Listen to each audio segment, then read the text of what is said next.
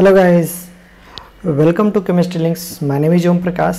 आइए हम बात करेंगे इससे पहले monitoring of first order reaction. इससे पहले हमने बात कर चुका था या ऑर्डर निकालने के लिए क्या बातें हुई थी, सारी बातें हमने कर चुका था। अगर आप वीडियो नहीं देखें तो प्लीज़ आप जाकर के वो वीडियो देख लें। मैं लिंक डिस्क्रिप्शन बॉक्स में दे दूंगा। जितने आज तक का जितने सारे वीडियो हुए हैं सारे वीडियो का लिंक मैं डिस्क्रिप्शन बॉक्स में दे दूंगा। अब बात करते हैं, ये लिखा हुआ monitoring of first order reaction.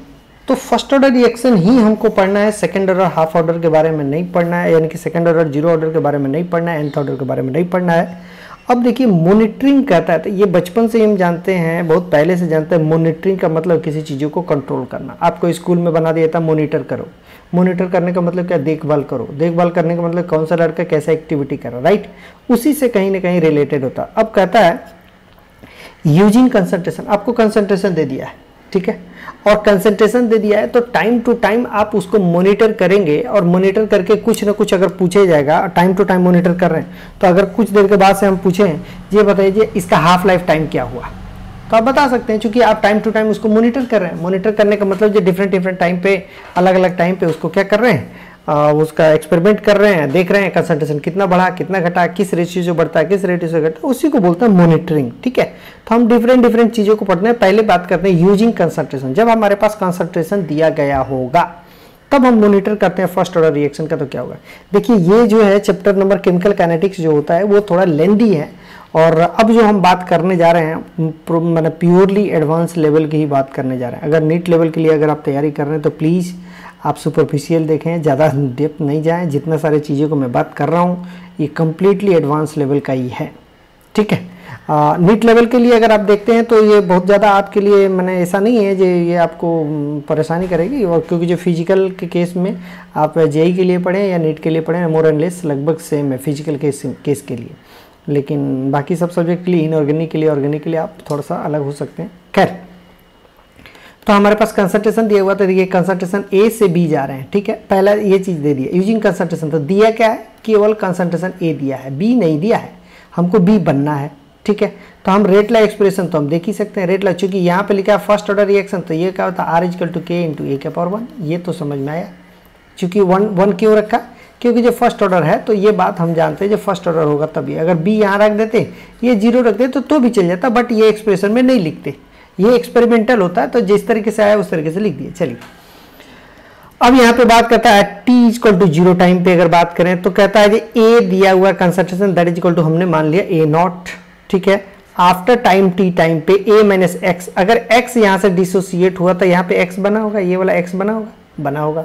यानी कि ये रेस्ट ऑफ द, यानी कि रिमेनिंग पार्ट कितना बचा, a - x बना, दैट इज AT, इसको मान लिया, ठीक है, ठीक है। अब हम जानते हैं फर्स्ट ऑर्डर रिएक्शन के बारे में हम पहले भी प्रूफ कर चुके हैं और पहले भी हमने डेरिवेशन कर दिया 1/T ln A0/AT हम जानते हैं। यहाँ पे AT के लिए क्या होता है, दिया जाता है टाइम टेकन। ये टाइम टेकन है, हम पहले भी जान चुके हैं। अगर नहीं जानते हैं तो प्लीज़ आप वीडियो को देख लो। और ये concentration, initial concentration, final concentration, ये C0 इनिशियल कंसंट्रेशन, दिया जाता है फाइनल कंसंट्रेशन। आपने माना क्या है A, अब आप यहाँ पे पुट कर दो A - X, ठीक है। तो आपको क्या मिला, यहाँ पे मिल गया K = ये वाला वैल्यू मिला ना। जब ये वैल्यू मिलने के बाद आपको क्या पूछेगा, यहाँ से अगर मानते हैं जो T हाफ लाइफ टाइम अगर पूछेगा, maximum time half life time पूछता है, तो क्या हाफ लाइफ टाइम पूछेगा तो नहीं बता सकते हैं क्या जी। फर्स्ट ऑर्डर का हाफ लाइफ टाइम के लिए बारे में आप जानते हैं, ऑलरेडी जानते हैं। बोलो क्या होता है फर्स्ट ऑर्डर का half life time, T half life time = क्या होता है भाई, ln2/K। आपने क्या समझ में, आपको क्या मिला, K मिला, तो ln2 तो कांस्टेंट है, दैट इज = 0.693, और K का वैल्यू यहाँ से निकाल लें और यहाँ पुट कर दिया K का वैल्यू, दैट है T half life time of the first order, ठीक है, ठीक है। मैक्सिमम टाइम 99% चांस होता है जो टाइम पूछेगा, नहीं तो हाफ लाइफ टाइम पूछेगा, दैट्स ऑल। इसके अलावा और कुछ नहीं पूछता। चले, तो ये हमारे पास एक टाइप का हो गया। दूसरे टाइप की बात करना है प्रेशर मेजरमेंट। हमारे पास क्या बोलता है, जो प्रेशर में अगर देखिए कंसंट्रेशन दिया हुआ तो कंसंट्रेशन के लिए मेजर करके हम कैसे निकाल सकते हैं। अब हमारे पास प्रेशर मेजर करना, प्रेशर मेजर करने के लिए ही बात है। हमारे पास कंसंट्रेशन की बात नहीं कर रहा, अब प्रेशर मेजरमेंट दिया है और चाहे उसको ये दिया है, हमारे पास बैरोमीटर मैनोमीटर दिया है, उसके हिसाब से हम उसमें कैसे मेजर करते हैं उसको देखते हैं। तो देखिए अगर प्रेशर की जहां तक टर्म है, कंसंट्रेशन का टर्म था तो हम जानते थे कंसंट्रेशन = क्या होता है। कंसंट्रेशन के बारे में बात करें तो हम C को इससे डिनोट करते कर सकते हैं। लेकिन PV = क्या होता है, nRT होता है। अगर क्या होता है P equal to N/V into RT होता है, और क्या हो जाता है P इक्वल टू C होता है, इसके लिए C बोलते हैं, CRT होता है। C is the concentration, yes और नो। जब ये कंसंट्रेशन है यानी कि P is directly proportional to C, ये बात आप जानते हैं, ठीक है। यानी कि कंसंट्रेशन को हम प्रेशर डायरेक्टली प्रोपोर्शनल होता है, तो हम P और C के बारे में, यानी कि अब प्रेशर कहीं पे भी डेवलप्ड होगा तो ये आपके पास कंडीशन है जो कम से कम एक गैस तो होना ही चाहिए। गैस एक से ज़्यादा हो सकता है लेकिन एक गैस तो होना चाहिए, नहीं तो प्रेशर मेजर कैसे करेंगे, ठीक है। तो ये पॉइंट नंबर 1 देखिए, एटलीस्ट वन रिएक्टेंट और प्रोडक्ट मस्ट बी गैसियस। एक रिएक्टेंट या प्रोडक्ट गैसियस टर्म में होना ही चाहिए, ठीक है, नंबर 1। नंबर 2 ये लिखा हुआ delta Ng not equal to 0। ये delta Ng not equal to 0 मतलब क्या, अगर देखो यहाँ पे 1 है, यहाँ पे 1 है, अगर ये 0 कर देंगे तो हम प्रेशर मेजर कैसे करेंगे। आपने क्या किया, जो पहले A रखा और B चला गया, A से सपोज दैट कन्वर्ट होकर B चला गया, इसमें कुछ भी हमारे पास चेंजिंग नहीं है, डेल्टा Ng का वैल्यू कुछ भी चेंजिंग नहीं है, तो हम मेजर कैसे करेंगे। हमारे पास तो जो इनिशियल और फाइनल है दोनों बराबर हो जाएगा, तो हम नहीं कर सकते। दैट्स वाई डेल्टा Ng जो होगा must not be equal to क्या होता है, यानी कि मस्ट नॉट इक्वल टू 0, यानी कि वो 0 के बराबर नहीं होना चाहिए। अब एट टी टाइम पे जैसे कि 1 मोल है, 1 मोल ले लिया मैंने, गैसियस टर्म में लिखा हुआ था, एक x से डिसोसिएट किया था x बना। फाइनली यहाँ पे n टोटल बराबर कितना हो जाएगा भाई, यहाँ देखो ये दोनों कट जाएगा तो ये क्या हो जाएगा 1 मोल के बराबर। क्या पहले शुरू में भी 1 मोल था, अभी भी 1 मोल है, तो अगर आप प्रेशर निकालना चाहते हैं तो बहुत मुश्किल हो जाएगा आपके लिए। PV इक्वल टू NRT होता है तो 1 मोल के लिए है, जब आपके पास कुछ भी चेंज नहीं हुआ तो आप प्रेशर को मेजर नहीं कर पाते, और यहाँ लिखा है प्रेशर मेजरमेंट, ठीक है। तो देखिए इफ डेल्टा Ng बराबर 0 हो जाता है, n कांस्टेंट तो P कांस्टेंट है, क्यों कीजिए PV इक्वल टू क्या होता है भाई NRT होता है। अगर ये कांस्टेंट है, ये कांस्टेंट है, ये कांस्टेंट हो जाएगा तो ये P directly proportional to n होता है, ये भी कांस्टेंट हो जाएगा, तो आप मेजर नहीं कर पाएंगे, राइट। अब देखिए इसके लिए क्या होता है, अगर A है A से NB बना, A से NB बना, इसका मतलब क्या, अगर x है तो nx बनता होगा, ठीक है। तो या तो ये बनेगा x/n बनेगा, कुछ भी बनेगा, यहाँ पे कुछ होगा, यहाँ पे कुछ होगा, यानी कि दोनों डिफरेंट। जब यहाँ पे एक कंटेनर में आपने ये देखा, यानी कि डेल्टा Ng की वैल्यू नॉट इक्वल टू 0, अब आपने क्या लगाया था उसमें मैनोमीटर, और इस मैनोमीटर में आपने फिट कर दिया Hg, और Hg का ये लेवल है ऐसे। जब यहाँ पे बिल्कुल ही इस कंटेनर में कुछ नहीं था तो आपका लेवल ऐसे था। जब आप यहाँ पे क्या करेंगे, गैस इसमें 1 सेकेंड ये A होगा, A रिएक्शन करके NB बनाएगा। अगर यही रिएक्शन करता, A रिएक्शन करता और A से B करता, तो हमारे पास पहले इसके द्वारा जो गैस बन रहा था उसके द्वारा भी गैस जो बनेगा वही सेम हो जाएगा, तो यहाँ पे कोई चेंज नहीं आता। लेकिन A है, A B में कन्वर्ट होने जा रहा है, B में कन्वर्ट हो रहा, तो या तो गैस बढ़ेगा या तो घटेगा। मैं मान लेता हूँ ये NB है, ये NB है, तो ये प्रेशर अगर ये B बना तो नंबर ऑफ मोल्स बनने ज़्यादा बनेंगे, तो प्रेशर इसके ऊपर एग्जर्ट करेगा। क्योंकि हम जानते हैं P इक्वल, ये जानते हैं P equal pressure is directly proportional to number of mole. ये प्रेशर यहाँ लगाएगा तो ये क्या करेगा, लिक्विड धीरे धीरे अपलिफ्ट करेगा। तो सपोज दैट लेवल पहले ये था और उसके बाद से इसको किसी भी तरीके से अगर मैं हाइट निकाल लूँ, तो ये मैनोमीटर था, अगर हाइट निकाल लूँ तो क्या हो जाता है, प्रेशर इक्वल टू क्या होता है, ρgh। क्योंकि ये प्रेशर, हम किसका प्रेशर की बात करें, किसी भी लिक्विड का प्रेशर निकालते हैं तो हमारे पास फॉर्मूला होता है क्या, ρgh होता है, ठीक है। अब देखिए ये मैनोमीटर होता है, एक बैरोमीटर होता है। मैनोमीटर उसको बोलते हैं जब ये कंटेनर, यानी कि उसका जो ट्यूब होता है वो क्लोज्ड होता है, मैनोमीटर होता है। और बैरोमीटर उसको बोलते हैं जो ओपन होगा, यानी कि यहाँ से एटमॉस्फेरिक प्रेशर ऊपर से लग रहा होता है, ठीक है।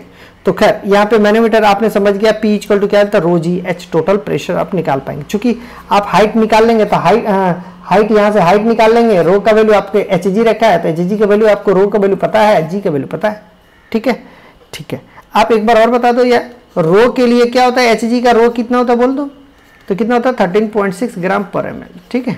चलो नेक्स्ट, अब इसका लिमिटेशन क्या होता है भाई, ये देखिए लिमिटेशन इसका क्या होता है। तो इसका लिमिटेशन, सबसे पहला लिमिटेशन ये है कि आपने क्या किया, जो t इक्वल टू 0 टाइम पे जब पुट किया तो प्रेशर किसका प्रेशर था, सिर्फ इसका, यानी कि इसको बोलते हैं P not. After time t पे बात करें तो इसका प्रेशर क्या होता है, PT। और एट P इंफिनिटी, यानी कि टाइम बहुत देर छोड़ दें तो इसको बोलते हैं P इंफिनिटी, ठीक है। ये 3 कंडीशन आ सकता है। आपको पूछ देगा इनिशियल प्रेशर क्या होगा तो P नॉट, कुछ देर के बाद पूछेगा तो PT, कुछ और बहुत लंबे टाइम के बाद पूछेगा तो P इंफिनिटी उसको बोल देते हैं, ठीक है। इसका सबसे बड़ा ड्रॉबैक क्या होता है, जे अगर इसमें ए लिया है तो बी गया तो समझ में आता, अगर ए प्लस बी कर देता और सी प्लस डी बन जाता तब दिक्कत होता है, क्योंकि जी इसमें इंडिविजुअल प्रेशर नहीं दिखाता है। जब भी प्रेशर दिखाएगा तो केवल टोटल प्रेशर ही दिखाता है, या तो पी नॉट दिखाएगा, या तो पी टी दिखाएगा, या तो पी इन्फिनिटी दिखाएगा। अगर आप चाहें जो पी ऑफ ए क्या, पी ऑफ सी क्या है, पी ऑफ डी क्या है, ये पता कर ले तो ये पता नहीं चल पाता इस केस में। इस केस में टोटल प्रेशर केवल एग्जर्ट करता है और वही बताता है। तो इसका एक सबसे बड़ा ड्रॉबैक है, ये लिमिटेशन कहिए, ड्रॉबैक लिमिटेशन ही आता है। इसका सबसे बड़ा ड्रॉबैक है क्योंकि जो हम टोटल प्रेशर ही मेजर कर पाते हैं, ठीक है। अब क्वेश्चन ये बनता है सर इसमें टोटल प्रेशर मेजर कर पाते हैं तो दिक्कत क्या है, परेशानी क्या है? तो देखते हैं ना फॉर्मूला में क्या होता है, उसमें टोटल प्रेशर कब आता है, क्या आता है, उसके लिए डेराइव करेंगे। लेकिन मैंने लिमिटेशन के बारे में बताया आपको। तो देखो only total pressure can be measure, पहली बात कितने नंबर ऑफ रिएक्टेंट है, कितने नंबर ऑफ प्रोडक्ट है, उससे कोई मतलब नहीं, टोटल प्रेशर कितना आया वो मेजर करेगा। Total pressure at T equal to 0 time पे जब पूछेगा तो उसको पी नॉट बोलते हैं, एट टाइम टी पे बोलेगा तो पीटी पूछते हैं, एट टाइम टी इंफिनिटी पे पूछेगा तो उसको बोलते हैं पी इन्फिनिटी बोलते हैं, ठीक है, ठीक है।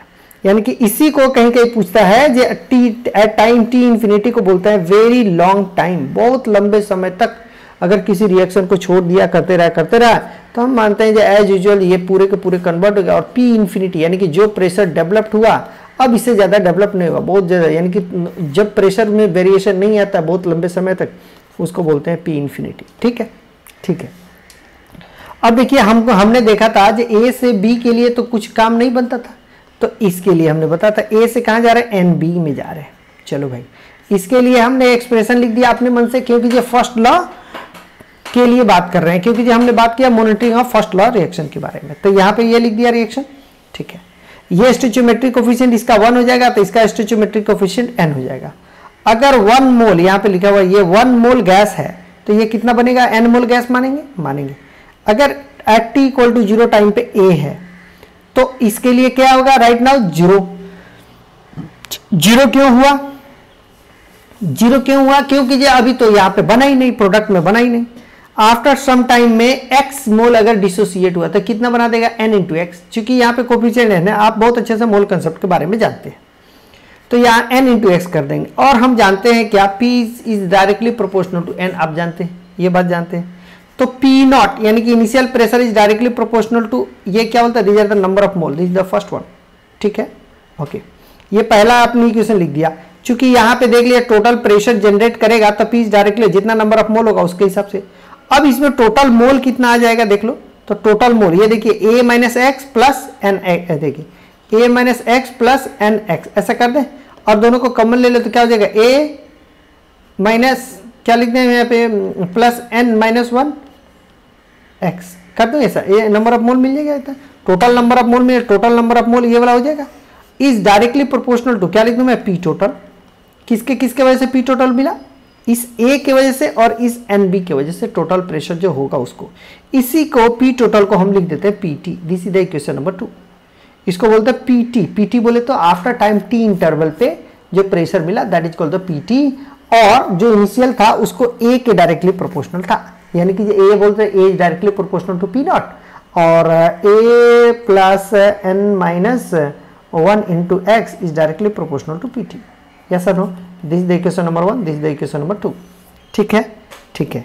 एंड देन ये देखिए इसके बाद से इनफाइनाइट वेरी लॉन्ग टाइम की बात करें तो ये क्या हो जाए, ए कंप्लीटली वेरी लॉन्ग टाइम का मतलब है, हम लोग एज्यूम कर लेते हैं ये पूरा तरह से खत्म हो गया, यानी कि a माइनस ए शुरू में लिया था नंबर ऑफ मोल, ए मोल खत्म हो गया तो ये बचा कितना, 0, और यही ए मोल यहाँ बना होगा, जब ए मोल टोटल खत्म हो गया तो ये मोल बना हुआ है, यानी कि एन ए यहाँ पे बन गया।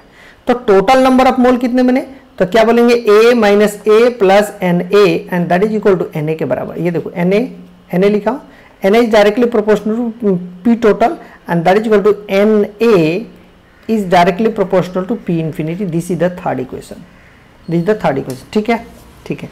फर्स्ट लॉ क्या बोलता है, फर्स्ट इस के लिए आप जानते हैं, ये वाला फॉर्मूला जानते हैं, k is equal to 1/t ln a naught by A T, ये जानते हैं। अब तीनों इक्वेशन को लिखो, 1 2 3, P not P t and P infinity कर दें।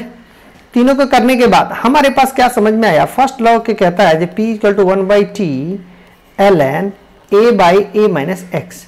ये क्या है, ये क्या है, these are the number of mole है या कंसंट्रेशन है। हम क्या बात करते थे, ए का कंसंट्रेशन डिवाइडेड बाई एटी का कंसंट्रेशन, ऐसे बात करते थे, ठीक है। और कंसंट्रेशन बराबर क्या होता है बोलो, कंसंट्रेशन बराबर क्या होता है भाई, number of mole by volume, ठीक है। हम क्या करते हैं, जब भी प्रेशर की बात करते हैं तो प्रेशर जब हमको मेजर करना होता है डिफरेंट तो इस वॉल्यूम को हम कांस्टेंट लेना पड़ता है, मुझे कांस्टेंट होना पड़ता है। जब कांस्टेंट होना पड़ेगा तो ये कंसंट्रेशन और is directly proportional number of मोल हो जाएगा। यहाँ पे एन के बराबर बात करें, और N is directly proportional to P, N is directly proportional to P या P is directly proportional to N, जानते हैं। इसका मतलब ये नंबर ऑफ मोल की तरह एक्ट करेगा। अगर नंबर ऑफ मोल की तरह एक्ट करेगा तो हमको किसी भी तरीके से a by A minus x P के टर्म में ला दो तो काम बन जाएगा। चूंकि ये देखिए, इसके लिए इक्वल टू पी के टर्म में कुछ ले दें, यानी कि डायरेक्टली प्रोपोर्शनल टू यहाँ पी के टर्म में, क्योंकि ये दिया है, ये दिया है, ये दिया है, इन सबको वैल्यू इसके टर्म में केवल पी के टर्म में रख दे तो काम बन जाएगा साहब। अब क्या करेंगे आप, इक्वेशन नंबर 3, ये देखिए मैं लिख दिया, इक्वेशन नंबर 3 माइनस 1 करो। 3 माइनस 1 करेंगे तो क्या लिखा, P infinity is directly proportional to, मैं लिख देता हूं एन ए लिख दिया, ठीक है। इतना माइनस क्या लिख दूं मैं, बोलिएगा, इसके लिए माइनस क्या लिख दूं मैं, वेर इज इट, फर्स्ट। तो क्या लिखा हुआ, P naught is directly proportional to A, ठीक है, ठीक है। उसके बाद से यहां पे क्या लिखा है मैंने, कांस्टेंट को मान ले, इसके लिए चलो भाई, इसके लिए मैं एक कांस्टेंट, देखिए कांस्टेंट को मानने की जरूरत नहीं, क्योंकि तीनों में कांस्टेंट है, और कांस्टेंट कट जाएगा। तो मैं डायरेक्ट एक चीज लिख देता हूं यहाँ पे, आपको इतने सारे कॉम्प्लिकेटेड बनाने से बेहतर है, ये पी को टर्म को हटाओ, यहाँ पे पी इज डायरेक्टली प्रोपोर्शनल को हटाओ, इसके टर्म में लिखो। तो यहाँ पे क्या लिख दूं मैं, एन ए माइनस ए कर दूं ऐसा, या पी के टर्म में बात करें तो इसके लिए लिख देते हैं, ठीक है, ठीक है। तो हम क्या लिख देंगे यहाँ पे, 3 इक्वेशन नंबर थर्ड इसके लिए माइनस इक्वेशन नंबर 1। चलो भाई इस p के टर्म को लिखो, इक्वेशन नंबर थर्ड माइनस 1, तो ये देखिए p infinity minus p not कर दिया, divided by equation number 3 minus 2 कर दे। इक्वेशन नंबर 3 किधर, ये तो p इंफिनिटी और इक्वेशन नंबर 2 p। अब देखिए इसी को हमने फिर से कंसंट्रेशन के फॉर्म में, ये कंसंट्रेशन वाला यहाँ पुट करो इन सब जगहों पे। तो P इंफिनिटी यहाँ पे दिया हुआ है, is directly proportional to Na, इस Na को मैंने यहाँ पुट कर दिया, ठीक है। या P not is directly proportional to A, यहाँ पे मैंने A को पुट कर दिया। ये P infinity is directly proportional to ये वाला हुआ, क्योंकि ये दिया है, ये दिया हुआ है A plus Na minus 1 into x, ठीक है। तो यहाँ से क्या करेंगे, और माइनस PT लिखा हुआ, तो PT यहाँ पे सॉरी P इंफिनिटी दिया हुआ Na के बराबर, P infinity is the Na के बराबर, और minus a into n minus 1, ये कर लेंगे। इसको जब सिंप्लीफाई करेंगे तो ये हो जाएगा a into A minus X, ये वाला हो जाएगा, ठीक है, ठीक है। अब क्वेश्चन ये बनता है जी सर आपने ऐसे कैसे किया, a माइनस ए, ये ऐसे कैसे समझ में आ गया क्या। आप क्या कर सकते हो, मैंने वही करने जा रहा था तो थोड़ा सा कॉम्प्लिकेटेड लग रहा था मुझे, जो आपको कॉम्प्लिकेटेड होगा, आप कंसंट्रेशन का वैल्यू को पुट करो और सिंप्लीफाई करते जाए, आपका मेन मोटिव क्या, इसको लाना है। तो आप जब करेंगे ना तो आपको ये समझ, P infinity minus p not divided by p infinity minus p T. आपको कुछ भी नहीं करना है इसमें, ये डेरिवेशन है जो आपको समझाने के लिए कोशिश कर रहे हैं। ये किसी भी एग्जाम में नहीं पूछेगा, नहीं एडवांस में पूछेगा, नहीं नीट में पूछेगा, आपको फॉर्मूला ही पूछेगा, फॉर्मूला पे इंप्लीमेंट करने आना चाहिए, या फिर ये जो मैं लिखा हूँ ये इंप्लीमेंट कैसे होता है ये आना चाहिए, बस दैट्स ऑल। वेल, तो अब ये वाला हो गया। अब ये वाला इक्वल टू ये वाला हो सकता है, यानी कि जो हम क्या लिख सकते हैं, P infinity minus p not divided by P infinity minus p t, and that is equal to a minus x. क्या a माइनस एक्स की जगह पे ये वाला वैल्यू पुट कर दूं, ये वाला वैल्यू यहाँ पुट कर दूं। जब पुट कर देंगे तो क्या समझ में आएगा, k equal to 1 by t l n, क्या लिखते हैं, P infinity minus p not divided by P infinity minus p t. ये देखिए ये आपका फॉर्मूला तैयार, यानी कि यूजिंग प्रेशर के लिए अगर प्रेशर मेजरमेंट की बात करेंगे तो आपको आसानी से ये चीजें बन जाएगा, ठीक है। ये फॉर्मूला आपको जनरेट हो गया, ठीक है। अब देखिए ये P इंफिनिटी का मतलब मोर देन 2 रिएक्टेंट होगा, तो आप तो P इंफिनिटी मैंने टोटल प्रेशर की बात करता है, P नॉट मैंने टोटल प्रेशर की बात करता है, P इंफिनिटी मैंने टोटल प्रेशर की मतलब PT मैंने टोटल प्रेशर की बात कर रहा है। ये P नॉट जो था टोटल प्रेशर एट इनिशियल, और PT is the total pressure at after time t, और P infinity that is equal to total pressure after long very long time, ठीक है। ये चीजें आपको देगा। अब यहां से एक छोटा सा चीज, यहां पे फॉर्मूला आपको पता चल गया, फॉर्मूला कैसे कैसे लिखना है, ये फॉर्मूला आपके पास ये है।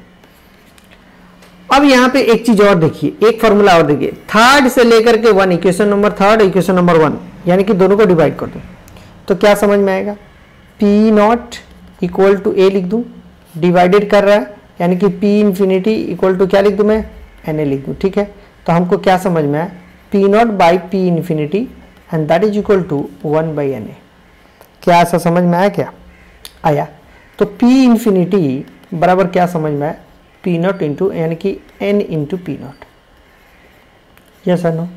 ये एन क्या है भाई, ये पी इंफिनिटी, यहां से एक समझ में आया, जो फॉर्मूला आपने लिखा था P infinity minus p not divided by p infinity minus p T, अगर किसी भी कारण बस पी इंफिनिटी नहीं दिया और पी नॉट दिया हो तो एन इंटू पी नॉट कर दें और यहाँ पुट कर दें, यहाँ पे पुट कर दीजिएगा, यहाँ पे पुट कर दीजिएगा वाला वैल्यू, तो आपके पास क्या होता है, पी नॉट और पी टी के फॉर्म में आ जाएगा। अब मैं आपसे पूछूं जे एन कहाँ से लाए, एन क्या है, what is the n, n क्या है, एन क्या है? तो एन क्या था, कोफिशिएंट ऑफ बी। देख लीजिए यही एन भाग रहा है चारों तरफ, यही एन चारों तरफ आया है, तो यानी कि ये कोफिशिएंट ऑफ बी की बात कर रहा है। अब यहाँ पे एन निकालने का एक बहुत अच्छा मैंने ये है, यहाँ पे हमेशा कंफ्यूज होता है लड़का, ये कितने मोल से आया है, 1 मोल ए से n मोल बी बना है। इसका मतलब कि ये फॉर्मूला जो n जो बना है ना, हमेशा जब भी बात करेंगे तो 1 मोल रिएक्टेंट से कितने मोल प्रोडक्ट बन रहे हैं उसी को बोलते हैं n। जैसे कि अगर बोलता था 3b से 4c आ रहा है, तो ये अगर n का वैल्यू पूछे तो आपको क्या करना पड़ेगा, दैट्स वाई 1b बराबर क्या हो जाएगा, तो 4/3c, यानी कि n का वैल्यू ये होगा। हमेशा रिएक्टेंट 1 मोल ही होना चाहिए, इसी को बोलते हैं n। ठीक है, तो इसके लिए मैं थोड़ा आगे भी दिखाता हूं आपको, बट यहाँ पे दिखा दिया मैं। तो डिवाइडेड बाई इतना कर दिया, तो P not by p infinity बराबर इतना, ये वाला आपके पास ये आ गया, यानी कि पी नॉट का लफड़ा खत्म, ये वाला यहाँ पुट करो, ये वाला यहाँ पुट करो, तो एक फॉर्मूला और जनरेट हुआ। क्या हुआ, k equal to 1/t ln n p not minus p not divided by n p not minus p t. ये फॉर्मूला आपको ध्यान रखना होगा। अब बात करना है हमारे पास, क्यों कीजिए इस केस में ये फॉर्मूला में और ये फॉर्मूला में क्या डिफरेंस है, इसमें 3 चीजें चाहिए, एक पी नॉट भी चाहिए, पी इंफिनिटी भी चाहिए, पी नॉट भी चाहिए, पी टी भी चाहिए। इस केस में क्या चाहिए, केवल 2 चीजें चाहिए। क्या क्या चाहिए, पी नॉट भी चाहिए और पी टी चाहिए, बाकी काम बन जाएगा। तो इसका मतलब कि ये फॉर्मूला आपके लिए बहुत आसान कर देगा। ठीक है, चलो, मतलब कि अगर 2 प्रेशर देगा तो आसानी से कर पाएंगे। अब n का वैल्यू मैंने निकालने के लिए थोड़ी देर पहले बताया, इसका एग्जांपल देखते हैं। देखो, अगर ये दिया हुआ a से क्या लिखा हुआ 4b है, तो n का वैल्यू 4 होगा। लेकिन इसी में अगर ये 2 मोल्स है, 2 मोल ऑफ a है, 4 मोल ऑफ b है, तो इसको 1 से कन्वर्ट करके तब ये n का वैल्यू 2 होगा। ठीक है, क्यों मैंने बताया था पहले भी, जे हमने फॉर्मूला जो निकाला NB, हमको क्या पता जी यहाँ 2 है, 3 है, 4 है, होगा तो क्या होता, नहीं होता ना। जब हमने जनरलाइज फॉर्मूला निकाला, जो यहाँ पे 1 रखने के बाद से यहाँ n हो रहा है, तब मैंने फॉर्मूला को डेराइव किया। तो अब हमारे पास ये जो n हमको निकल के आया, इसका मतलब एक ही चीज पता चला, ये n का वैल्यू हमेशा 1 रखना है, यानी सॉरी रिएक्टेंट का वैल्यू हमेशा 1 मोल रखना है। ये आपको फिक्स है, 1 मोल ही रखना है। ठीक है, ठीक है, तो आई होप सो n का कैलकुलेशन आप बहुत आसानी से कर पाएंगे। अब देखिए एक चीज है, यहां पे लिखा हुआ है a 2b से लेकर 2a से लेकर के 3b और c तक लिखा हुआ। ठीक है, अब आपको यह समझ में आना चाहिए कैसे होगा। तो हमारे पास नंबर ऑफ मोल कितने हैं गैसियस स्टेट में, number of mole of the gaseous state 4 मोल, और यहाँ पे कितना है 2 मोल। तो हम जानते हैं इसको 1 मोल करो, यानी कि ये क्या बात करें, 2 मोल से 4 मोल बन रहा है, तो 1 मोल से कितना बनेगा, 2 मोल बनेगा, यानी कि ये n का वैल्यू हो गया। ठीक है, 3 मोल यहाँ पे, 1 मोल यहाँ पे, 4 मोल हो जाएगा। दैट्स वाई यहाँ पे 1 मोल बराबर कितना, तो 2 मोल। ठीक है, ये आपके पास लिखा होना चाहिए। ठीक है, ठीक है, यानी कि नंबर n निकाल लेंगे। एक बार एक और देखते हैं, ये देखिए 2 से मन मिला, 3 ऑफ द गैसियस, ये सॉलिड, सॉलिड के लिए नहीं लेते हैं, सॉलिड ले ले, लिक्विड ले ले, उसके लिए नहीं लेते हैं, क्योंकि वो प्रेशर एक्सर्ट नहीं करता है। ठीक है, वो प्रेशर के लिए हमारे पास गैसियस टर्म के लिए ही बात कर रहे हैं, ये गैसियस टर्म होगा तो यहाँ पे जब n का वैल्यू निकालने पड़ेगा तो अब क्या करेंगे, 2 से कहाँ जा रहा है, 3 जा रहा है, तो 1 से कहाँ जाएगा, 3/2, that is the value of n। ठीक है, ये वाला वैल्यू आपको n का मिला। अब इसके बेस पे हम थोड़ा सा एक क्वेश्चन के बारे में बात करेंगे, सिर्फ एक क्वेश्चन के बारे में बात करें या नेक्स्ट क्लास में बात करें। चले हम नेक्स्ट क्लास में बात करते हैं, इसके रिगार्डिंग कुछ क्वेश्चन आएंगे, ये क्वेश्चन जो है इसके रिगार्डिंग मैं बात करूंगा इन द नेक्स्ट क्लास। चले okay, thank you so much. अगर आपको वीडियो अच्छा लगा, पसंद पड़ा, अगर आपके लिए हेल्पफुल है, यूजफुल है, फ्रूटफुल है, तो आप अपने फ्रेंड्स को शेयर कर दीजिएगा। और बहुत ही इजी वे में हम पढ़ेंगे, जिस तरीके से हम पढ़ रहे हैं एक एक चीज़ को जैसे बिल्कुल क्लियर करके। अगर आपको कहीं पे भी डाउट हो तो प्लीज़ आप मुझे कमेंट सेक्शन में पूछ सकते हैं, मुझे कमेंट कीजिए, मैं उसका ज़रूर रिप्लाई करूँगा। ठीक है, चले okay, thank you so much, thank you so much.